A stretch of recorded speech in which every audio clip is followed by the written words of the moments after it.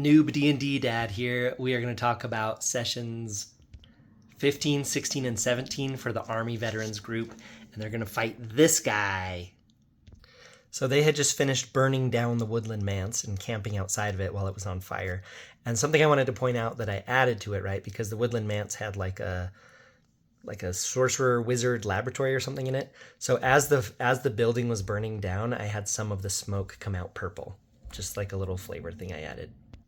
So I'm doing milestone leveling, and the players had just barely leveled up before going to woodland manse. So after completing woodland manse, that gets them 50% to their next level, because main quests that are actually from the job board get them 50% to the next level. So 2 main quests gets them a level. So when there's like a big side quest, I kind of consider that like 25% to the next level. So that's kind of how I've been doing it with the milestone leveling. I actually really want to try XP leveling one of these days and see how that works. And would you give XP to players that don't show up? Because if not, their levels will be uneven. My instinct would be to just give everyone XP whether they're there or not, so that you don't get like weird resentment because they had something come up and they couldn't show up. So one thing I like about the Circle of Thunder, which is where they're headed to because they got a map in the woodland manse, is that, hey, on the way to getting to the actual Circle of Thunder, they have a trap that you can encounter on the way, and then they also have a patrol of people that you can get on the way. So there's a full page before you even get to the arrival at the Circle of Thunder. So one of my favorite things to do for flavor is that when they're somewhere ominous, like all sound stops, like all bird chirping, like even the wind will stop, and just to kind of create a creepy atmosphere. And I did that when they saw this tree in the middle of a clearing, and the sorcerer threw a rock into the clearing, and then it just went like totally silent. So I think that's fun flavor to add. Anyway, so they ended up using detect magic and seeing that the tree has some scary magic, and there's the creepy beating hearts inside of like the hair dolls. So the sorcerer just does a bonfire, just like destroys it, and then like the tentacles all come alive, and I think everyone did a dexterity check, or maybe they had to chop some tentacles, but it's just like a fun little like weird creepy area. So it's like a whole area that's the trap on the way to the Circle of Thunder. Oh, and when he lit the bonfire to burn the evil little dolls, I had some of the smoke be green. So again, kind of playing off the purple smoke from the other one, just adding flavor. So then they get into a fight with Yargoth's patrol, which is described as follows. So you have Yargoth and Anchorite, and then a band of orcs. 2 orcs per character, so it looks like I just did 8 orcs. And then Yargoth is going to have a potion of greater healing when they kill him. But one thing that I did for the encounter, because it's just been great axe and javelins, which my players have made fun of me for, with my orcs just being exactly the same. They're like, let me guess, they have a great axe and 3 javelins. And it's like, all right, that's fair. So I gave the orcs longbow, long spear, great axe, crossbow, halberd, great axe, and a spear. Which made it a little trickier. Like it'd be better if I like took the stat block of those weapons and kind of transferred into my notes. So it made it a little trickier to do. But I thought it made it more interesting just to have them be a more diverse band of fighters. Also, I realized that with my current group, so spoiler alert into the future a little bit with the Army Veterans group, is they're getting stronger and stronger. And weirdly enough, they talked themselves out of 2 fighting encounters. This is several episodes in the future that I'll tell you in the future. But the point is, people are going to have to be very strong to challenge them. And so I'm starting to think that I need to do more like combined arms tactics against them. So like multiple like spell people, orcs, ogres, and maybe some like siege machines, like actually like it's almost like platoons of enemies are going to have to be dispatched to hunt down these warriors, you know what I mean? So to actually put up a good fight, because otherwise these guys just cutting through people like butter. So of course the bard does his hypnotic pattern, the sorcerer does his like sticky web stuff all over everybody, and so the orcs are like stuck, there's web, and then they do things to they do fire damage on them, and the web is flammable. So then the web catches on fire, and then it burns the orcs, and someone did something with like a big fire damage, and one of the orcs like exploded, so like little burning orc bits landed on their buddies, and I actually had it do damage to their buddies because there's little burning bits landing on them. So I pretty much end that session with the orcs dead, they loot their bodies, and looking to the north, yeah, because I think they're south of the Circle of Thunder, looking north above the hilltop, they see like dark clouds like circling and like looking ominous. So it's like, hopefully an adventurer would be attracted to that. So that's kind of how that session ended. So the players arrive at the Circle of Thunder, and inside the middle of the circle are 2 anchorites and a bunch of twig blights, all dancing around trying to summon Gorthok, but they don't know that. The players don't know that. So I don't want to say that I get frustrated when the players like totally like snuff out the enemies, because I don't want to be like, that's me. Those aren't my players. I'm just controlling them, right? So the anchorite is like, bzz, like he's going to do lightning, and then the sorcerer has something where you can just like stop him from casting that spell. And I'm like, oh, okay, well, his turn's over. Anyway, so these guys just lay waste to these anchorites, and at some point somebody does a thunder wave, which I love because it goes in all directions, so there can be all kind of consequences. I actually think it's one of the anchorites does a thunder wave, and it kills all the twig blights. They just disintegrate. So I love having the enemies do friendly fire. So after they kill the anchorites, the trigger in the book is that Gorthok, the thunder boar, shows up, and he just shows up in like a clap of lightning, and it's just this gigantic elephant-sized boar with like lightning on it. And I decided that he just shows up and then immediately pees for some reason. So since the games are all, I'll just say adult men, army veterans, there's just like giggles around the board anytime there's like potty humor. Anyway, so they just start fighting this guy, and all of their non-magic weapons are doing half damage, so it's just not working. But I'm realizing that I need this boar to be a little bit stronger, a little bit more of a threat, so I actually raised its hit points up to 100. Here's what they normally look like. So he's only 73 hit points, so I raised his hit points up to 100. And I think with these guys I was forgetting to do multi-attack, and then I started doing it. And spoiler alert for my son's campaign, who they just barely got to Gorthok in whatever session they're on, and it was really rough because I did not forget the multi-attack. All right, so the party's just laying into this thing, and I have in my, and I don't remember every detail of the battle, but I have in my notes that the paladin warlock half-orc on our team, that he had to start doing death saving throws. So I think it was kind of a serious battle, but actually I don't know if he had to do saving throws, because usually by the time it gets around, it's someone else, because the death saving throws, if they hit 0 and then it comes back around on their turn. So usually what happens is they hit 0, and then the other player's turns, like they'll try and do something to heal them, so they don't end up needing to make the throws. But so I guess it was a pretty decent combat is what I'm saying. Also, they had gone through multiple encounters without a long rest, and I like these campaigns where there's not time for a long rest. Like maybe there's time for short rests here and there, but I really like when they have a day of adventuring that's just like taxing them, and so they're like out of spell slots and just hit points are down. To me, that's like kind of what makes the movie Raiders of the Lost Ark so good, is that Indy goes from adventure to adventure, and he's just getting his butt kicked, and like he's getting beat down. So by the end of the movie, I mean, he's like covered in bruises and dents and bumps and cuts and stuff. So that's kind of how I like to make these adventures, if possible, like just so fast paced that they only have time for a short rest. Obviously they got to sleep at night and stuff, but that's what I'm trying to do. I'm trying to, because my friend in my son's campaign, he keeps accusing 5e of being really soft, which I think he's probably right, but that's making me want to try to make it a little bit harder. All right, so they eventually defeat this guy, and I have all the dark clouds go away, and he dies, and of course leaves behind some treasure, but also leaves behind like a bundle.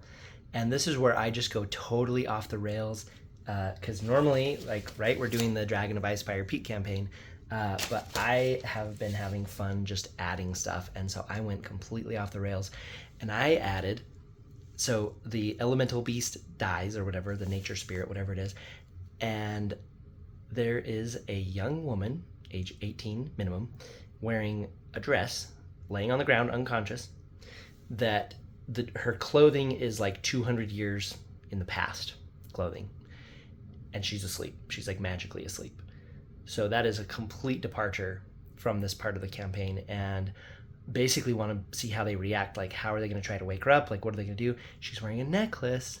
The necklace has an eye on it. Now, I thought that was pretty obvious tie back to the Shrine of Savras with the altar that has an eye on it. Now, I thought that. So, of course, they immediately take the necklace, the rogue does, and then they're just like, all right, they don't want to leave her, but they're like frustrated they can't wake her up, so they just like put her on a horse or something and just like carry her around with her. They ended up carrying her around for a long time because I had, there was kind of a few triggers that I was thinking that they could wake her up, or if they could use a spell to wake her up, but she did not wake up. So more on her in the future because she wakes up in a future session. But let me tell you that I was going back and forth between having her just be like some crazy villain, or just like some benevolent person, or some person who's just was locked in there from the past and wants to get back to their family or whatever, right? Or I even toyed with the idea of when she wakes up that she gives them some cool piece of information and then just like rapidly ages and dies, right? So I think at this point I'm not 100% decided on what she's going to do. That's part of why they can't wake her up because I'm still deciding what she's going to do. So I have a few triggers to wake her up. One is like magic. Another later, slight spoiler, is a banshee scream, which I don't think I would have chose that as a thing to wake her up, but they started bringing her with them on adventures even though she was still asleep because they didn't know what else to do. Okay, but they need to go down and loot the basement of this Circle of Thunder, right?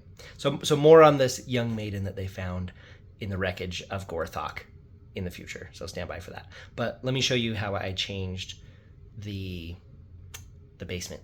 Okay, so there's supposed to be multiple entrances underneath to go to all these different places.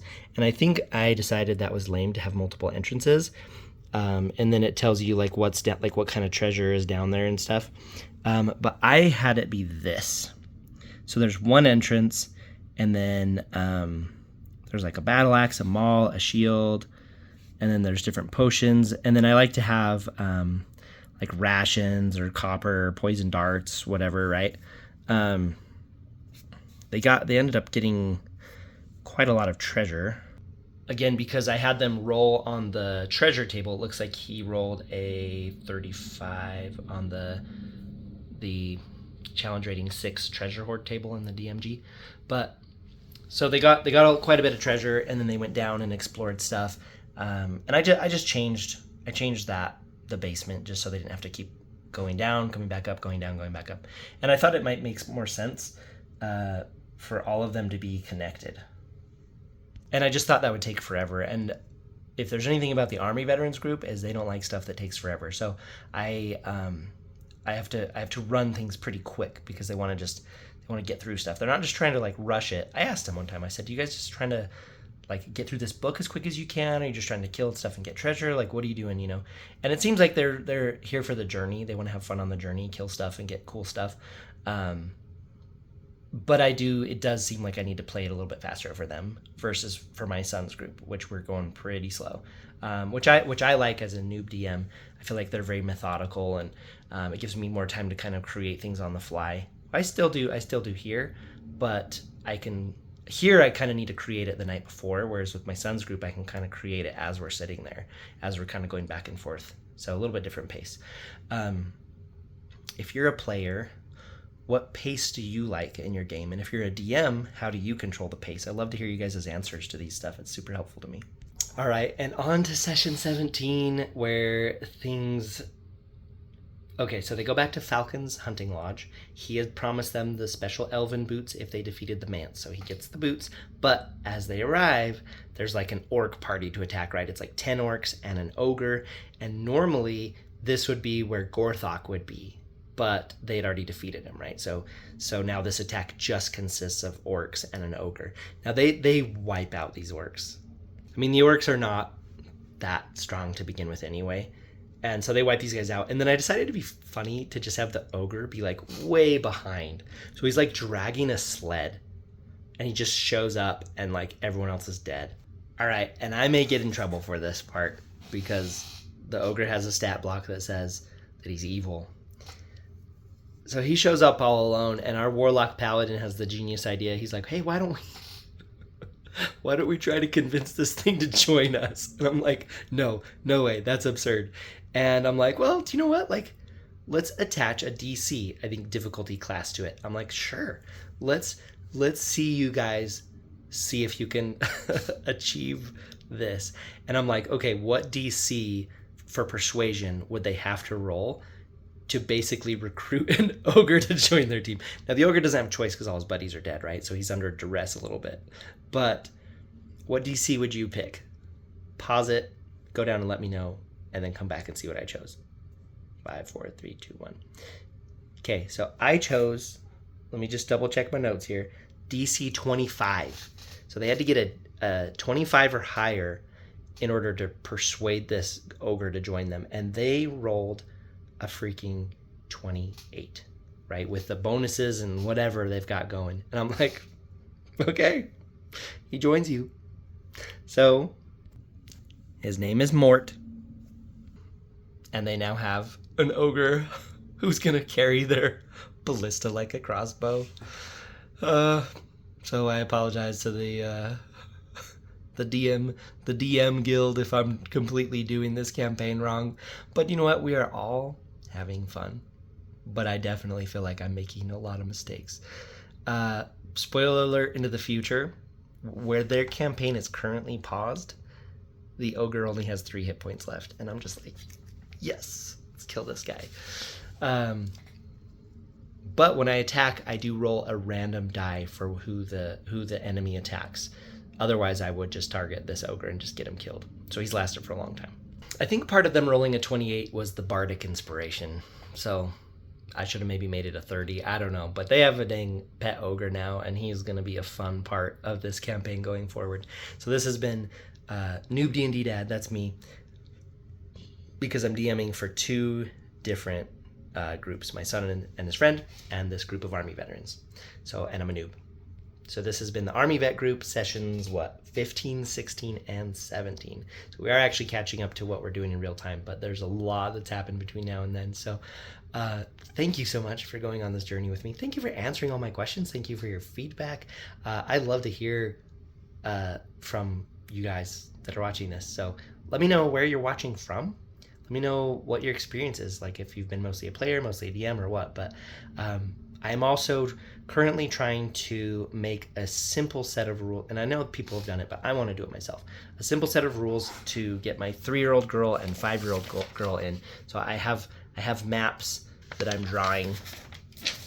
I've done a separate video on that, but I'm trying to create a simple D&D for my younger kids so that all the kids can play in a Just Kids campaign. And then I thought it'd be funny if my friend came and he was like the recurring NPC, like an avatar, like he runs all the shops and everything. Anyway, thank you for going on this multifaceted, multi-DM journey with me, as I am a total noob and taking on more than I can chew, but I'm having so much fun making stuff up, playing the actual game, trying to learn it, and just seeing the crazy choices everybody makes. So thank you for watching. Share this video, like, and comment. It actually really helps to get more people that want to see this. So also make sure and tell your mom. So see you on the next one, and let me know if you watch my artwork commentary shorts as well. I'm curious if there's crossover between the long videos and otherwise. Anyway, I'm waxing long. See you on the next one. Bye.